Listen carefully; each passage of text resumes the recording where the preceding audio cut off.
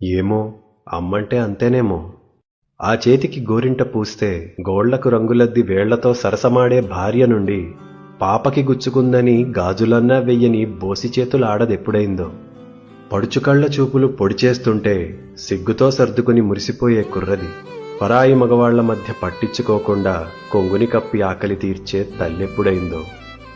సరదాలు సరిపోక మొగుణ్ణి గిల్లిపెట్టే వనిత సరిగా నిద్ర కూడా లేని ఒంటరి యోధురాలెప్పుడైందో. ఏమో, అమ్మంటే అంతేనేమో.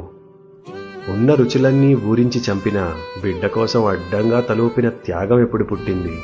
తన పేగు అంచున వేలాడిన ప్రాణం కోసం తొలి ఏడుపు విన్న క్షణమే ఆడది చనిపోయి అమ్మెలా పుట్టింది. అన్నిటికీ అమ్మనే అవసరం మారి ఆమెకేమొచ్చనే రోజొచ్చినా మౌనంగా దుఃఖాన్ని దిగమింగి చిరునవ్వు చిందించే ఓర్పెక్కడిదో.